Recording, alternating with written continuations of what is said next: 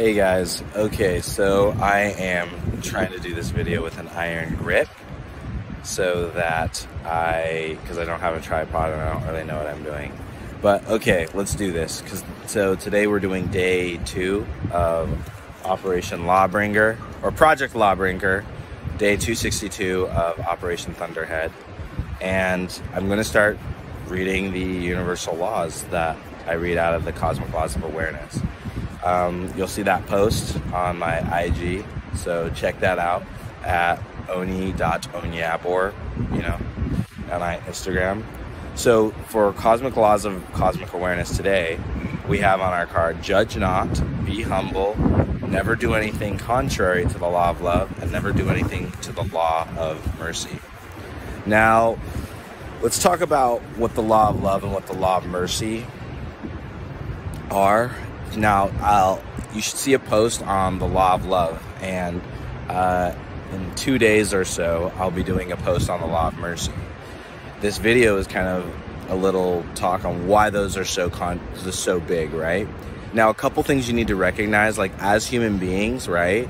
We have a stewardship or responsibility that other traditional elements or creatures on the planet don't have, right? That's why we're able to tap in and operate at higher consciousness, right?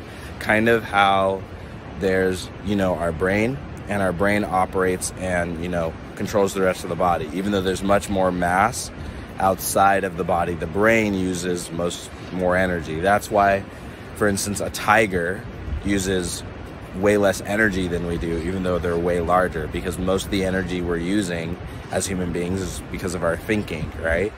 And so, because we're essentially magnets for this higher stewardship, this higher level of consciousness, and we have the capacity, we have the ability to be creators, right? And to act upon things and not necessarily be acted upon. I mean, that's the higher level faculty we're all gifted. Now, sad to say, just like there's that distribution curve within the universe of how human beings make up this rare percentage of beings and matter on the earth, that's also the same with human beings. Most human beings are not necessarily fulfilling the fullest levels of that creative potential, right? Now, if you're watching this and you keep watching and you're on this channel, it's because you're interested in that, right? So part of that is recognizing that you watching this, right, are a co-creator in everything that's going on, and you have responsibility and stewardship and the capacity to withhold, to do that stewardship. You have the capacity to do it. You wouldn't dream of your dreams, or you wouldn't have your desires otherwise. We wouldn't have our capacity otherwise. Nothing is given vainly, right? There's no random sort of capacity. If you have the capacity to do something or have the dream of something, it's because the existence and the capacity, I keep saying the word capacity, the ability, the influence, the power to bring that thing forth exists within you. So if you understand that, right, as a human being, that is your natural station, right? And so because that is your natural station, there's a certain responsibility and power that you have over others, right? It's kind of like how adults, no matter what happens, an adult should never, if they're a righteous, solid adult, beat up on a child, right? Even though we recognize that sometimes children might deserve to get beaten up, and sometimes they might do things that are not in line with their best nature. But because you as an adult have so much more power and capacity, there's that word again, you have to be merciful, right? And so that's where the law of mercy is, right? And being merciful means that when you see something, it means that when you see something, rather than enacting justice, which is how the universe works, right? The universe works in a cosmic line of justice. We call this karma, right? Which is basically, bad is bad, good is good. Except it doesn't really think in bad and good. It's more just energy, the nature of energy, right? So if you send out violent energy is going to be returned to you. If you send out loving energy is going to be returned to you. Now, the thing with mercy is sort of like a hack in the equation, where when someone sends hatred out towards you, you still send out love. And the reason you're doing that is because, remember, you're a co-creator. You have a higher level of responsibility and stewardship. So if you're embracing that capacity, then that means when things that are unnatural or not good, or not unnatural, but things that are not beneficial to the ecosystem are sent out, that means you as a creator transmute that and turn it into something positive. That's how alchemy works, right? It's taking lead and turn it into gold, right? It's taking something evil and returning it for good. That's why Jesus said, like, if your neighbor hits you on the left cheek, give him the right cheek, right? And don't return evil for evil, but return evil for good. That's what Jesus was trying to teach, was that alchemical process of being able to take something that's fundamentally fallen or not good or evil and turn it into something good. And there's a bunch of people coming, so this is going to be a little loud. So I'm just gonna like be very patient as I do this. We're gonna take this opportunity of interruption and turn it into something nice. Maybe you guys needed a break from my talking, eh?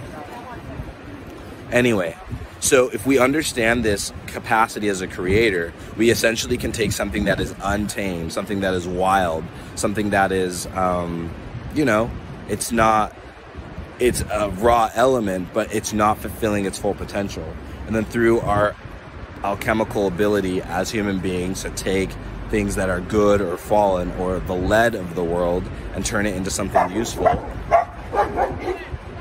like those dogs, right? And tame them so they don't fight each other like their owners. This one lady, she's smacking her dog, kind of teach him something. That's what we do, right? So it's that thing, being able to take this thing that might be negative and turn it positive, right? We enact that through the law of mercy, right?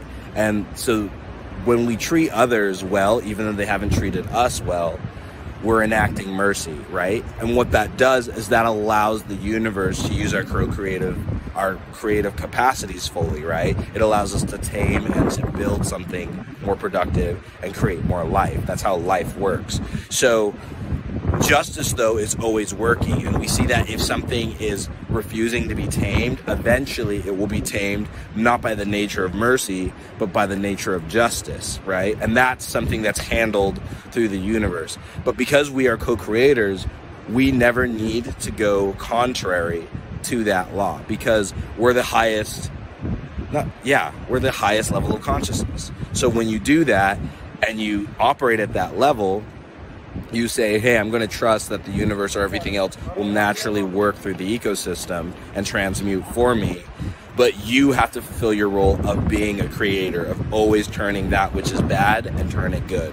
So that doesn't mean you always expose yourself to negative processes, because then it corrupts you, right? It brings you down. It's like the law of thermodynamics, right? If you take a heated source, right, and it's not able to continually get heat, eventually if it's exposed to a lower temperature source, it's just going to meet in the medium. And that's not good for a higher level creator. So if you're always like trying to maintain the highest levels of consciousness, now you can interact with lower consciousness every now and then, but if you're having to do it continually again and again, eventually your consciousness is going to drop.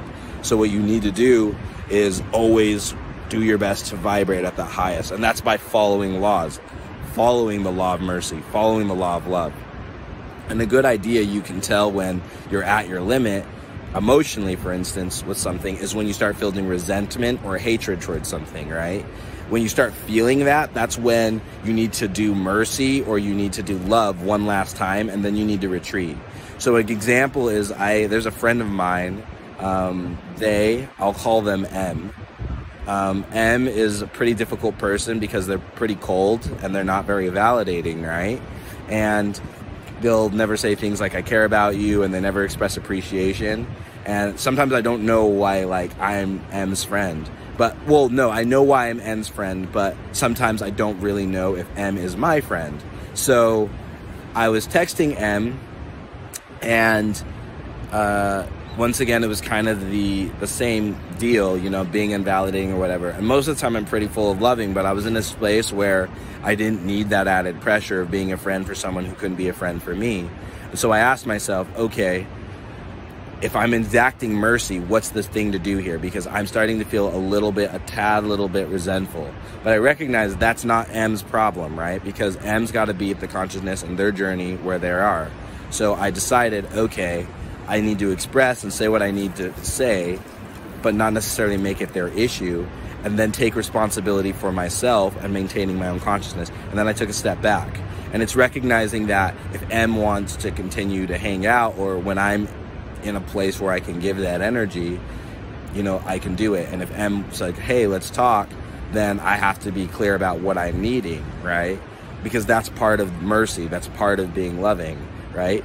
And that's the second law that I want to go to. We've talked about it a little bit, and I'll do another video on the law of love more specifically. But on the law of love, essentially what you're seeing is that it's the willingness to take and accept responsibility for yourself and others.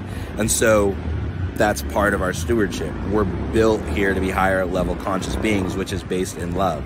And that means to take responsibility willingly and to expand your capacities to love yourself and to love another.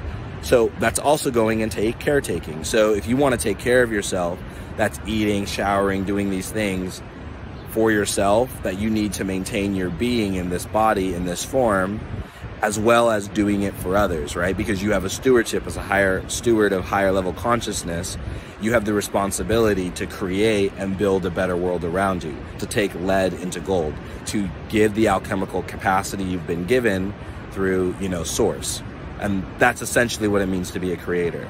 So if you are fully living in that capacity, you're never going to run contrary to the law of love, and you're never going to run contrary to the law of mercy. And if you ever find yourself in a position where to do that, you need to take a step back from whatever's causing that, because it's taking your energy and bringing down your consciousness. So, brother, right? And so, yeah, that's what it means to kind of be cosmically aware. So judge not and be humble. And that's the big part, is don't judge other things if they're lower consciousness than you, right? Because remember, you have stewardship. It doesn't mean you're better. Just like your brain is not better than your arms and your legs and your heart and your lungs and your body, but your brain requires more energy and has a higher level stewardship, because that's just the role it takes within the ecosystem of the universal that is your body, right? And we do that within in our world as human beings. We have that responsibility of the alchemical process. So that's why we judge not, because it's not about seeing whether or not something is better or worse. It's just recognizing your role and your responsibility over that. And if you are quote unquote the highest, then the idea is you're going to bring yourself beneath all things. Like again, like Jesus said, you know, if you want to be a master of things, be the servant, right? And those who serve are the ones who are the best leaders, right? So if you have a high level of responsibility, then you're willing to serve at even the lowest level, right? Because that's what it means to truly be the most powerful and the most capable person. So you judge not, be humble, never go contrary to the law of mercy, and never go contrary to the law of love. And that is our universal law, day 2. So I'm going to be going in the ocean a bit, just dipping around. If you liked what you learned and you want to see more, subscribe, give me a like, and follow, leave a comment, interact. I need everything that I can get. And if you found some value in this, share it with somebody else. I'm going to be doing more of these, and I just want to be helpful. As you guys know, Operation Thunderhead, I'm basically going from unemployed to full-time entrepreneur or whatever. And so I do coaching services, as well as like I sell books. I'm not here to be a shill or sell that. Just want to let you guys know that's what this journey is. So stay in tune if you want to be a part of that and see what's going on. I appreciate your support, and remember, stay happy, stay healthy.